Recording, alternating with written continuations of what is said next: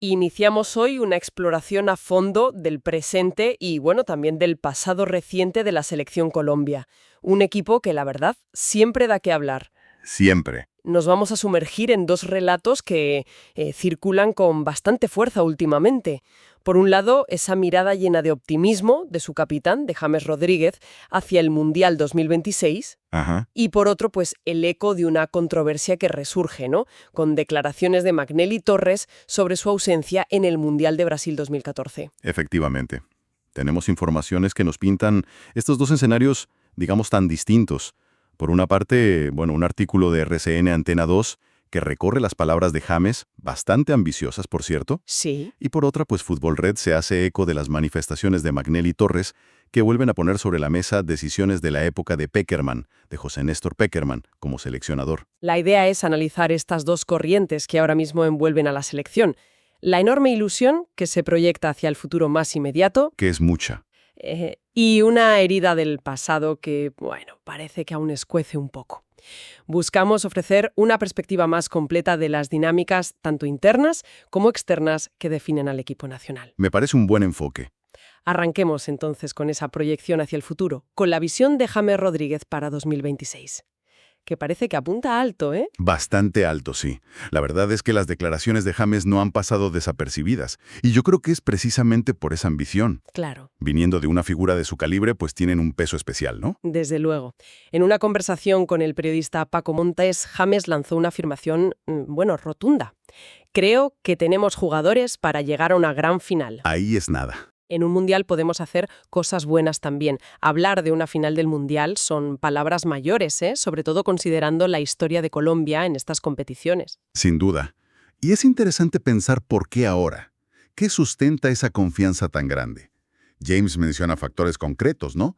Habla de una transición positiva bajo la batuta de Néstor Lorenzo, una buena sintonía en el grupo. Sí, destaca esa combinación que parece estar funcionando bien ahora mismo, la mezcla de juventud y experiencia dentro de la plantilla. Eso es. Pone énfasis en el nuevo talento que da un plus, o sea, sugiere que hay una base sólida sobre la que construir. Parece muy convencido del potencial del grupo que se está formando. Y, a ver, esa percepción conecta con la realidad deportiva actual del equipo.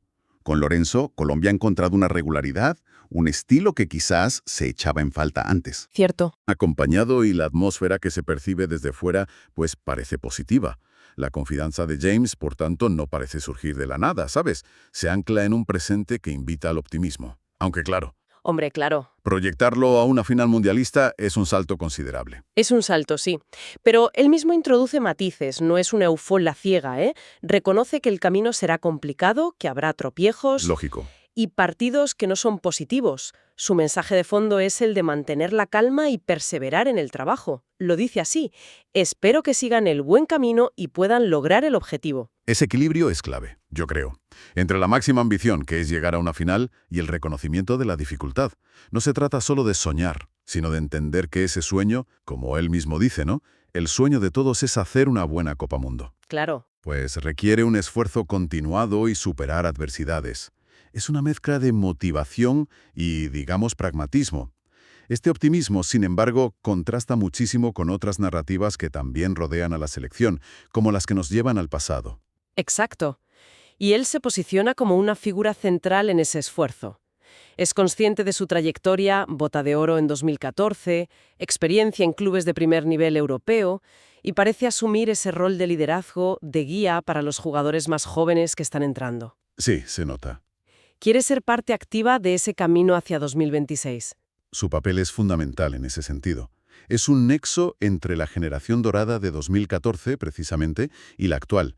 Que el capitán proyecte esa confianza, esa ambición tan alta, pero a la vez insista en la necesidad del trabajo diario, eso seguramente cala en el vestuario. Seguro. Y también influye en la percepción pública, claro, alimentando esa ilusión que ahora mismo parece rodear al equipo. Una ilusión que, como decías, choca con recuerdos menos gratos. Pues hablemos de esos recuerdos. Porque mientras James dibuja un futuro brillante, unas declaraciones recientes de Magnelli Torres han reabierto un capítulo, bueno, bastante polémico: su exclusión del Mundial de Brasil 2014. Uf. Nos transporta una década atrás, pero con palabras que resuenan mucho ahora. Es un tema recurrente en el fútbol, ¿eh? Las convocatorias para los grandes torneos casi siempre generan debate, opiniones encontradas Siempre. y dejan jugadores importantes fuera, a menudo con polémica.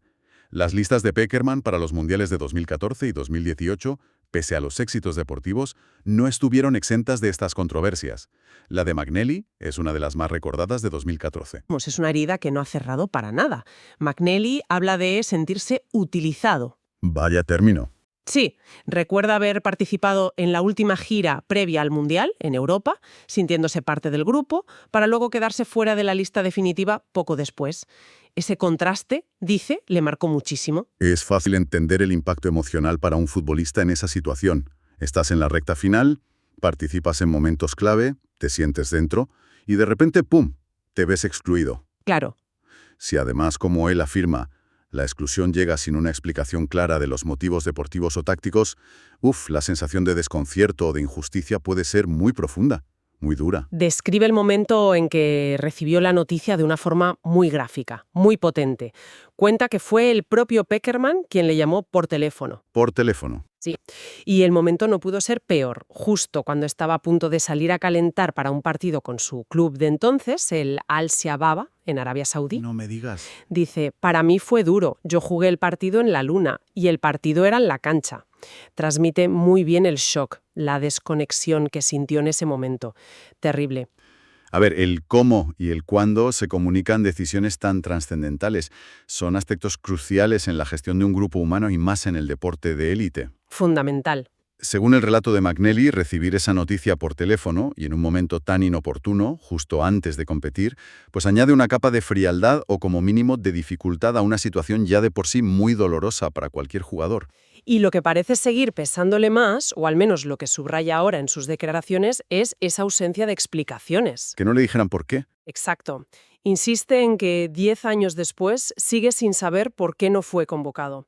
Y aquí es donde introduce un elemento que él llama suspicacia. Ah, la suspicacia. ¿A qué se refiere concretamente con eso?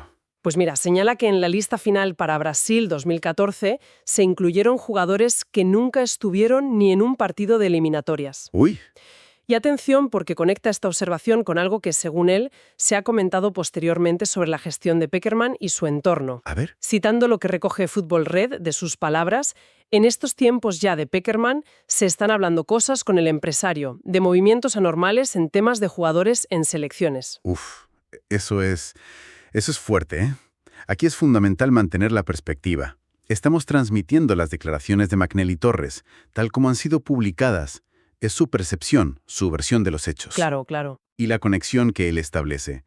Vincula la presencia en la lista final de jugadores sin participación previa en la fase de clasificación con rumores o discusiones posteriores sobre la influencia de agentes o movimientos anormales en las convocatorias durante la era Pekerman.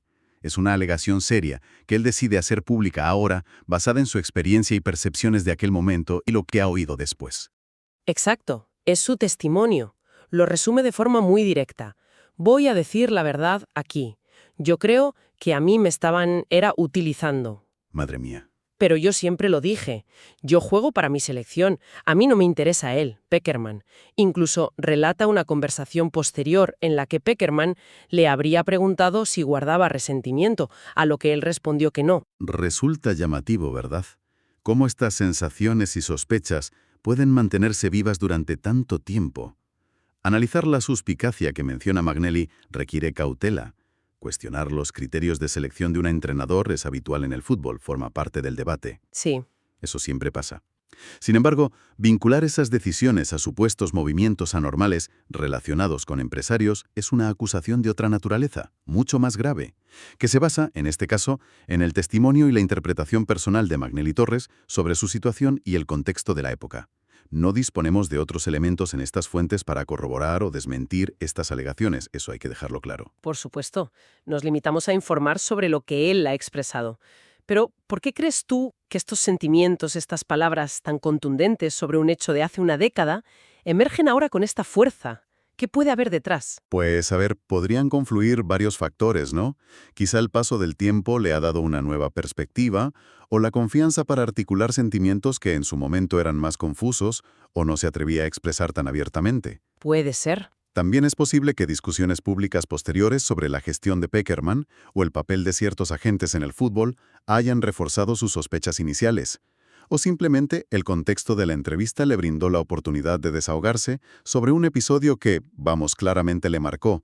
Sea cual sea la razón, evidencia que para él esa herida no estaba cerrada ni mucho menos. Y esto nos lleva directamente a intentar conectar estas dos narrativas tan opuestas que hoy nos ocupan.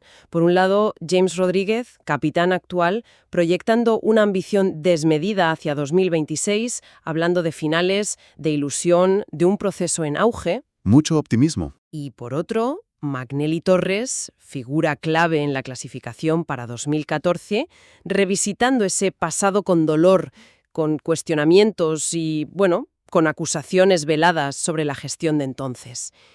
¿Cómo conviven estas dos realidades en el universo de la selección Colombia? Es que precisamente esa convivencia, esa tensión entre la ilusión desbordante por el futuro y las sombras no resueltas del pasado es lo que define a menudo la compleja realidad de una selección nacional de primer nivel. Es verdad. No es solo el aquí y ahora, es también la carga de la historia, los éxitos, las polémicas, las expectativas. Todo eso forma parte del ADN del equipo y de cómo lo percibe la afición. Lo interesante es ver cómo interactúan estas dos cosas. Es cierto. Y James, de hecho, es un personaje que conecta ambas épocas. Fue la gran estrella de ese Mundial 2014 para el que McNally no fue convocado. Exacto. Y ahora es el líder que impulsa la ilusión hacia 2026. Su figura representa tanto el éxito de aquella era como la esperanza del actual.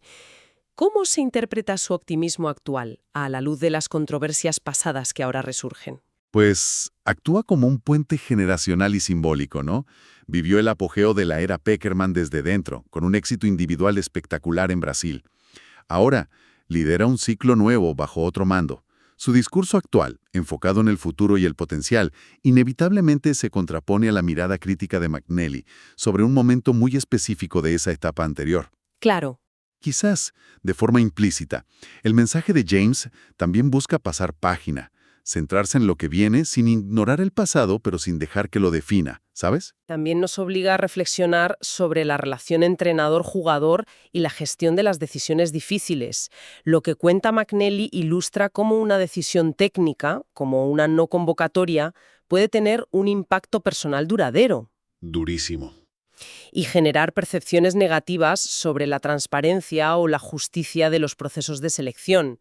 Y al mismo tiempo, vemos cómo los líderes actuales, como James, intentan construir un relato de unidad y propósito común. Exactamente. Pone de manifiesto tensiones inherentes al fútbol de élite, el poder casi absoluto del seleccionador en sus decisiones. Total. Las enormes expectativas y la carga emocional de los jugadores que se quedan fuera en momentos cruciales, y la importancia de la comunicación y la gestión humana en esos procesos.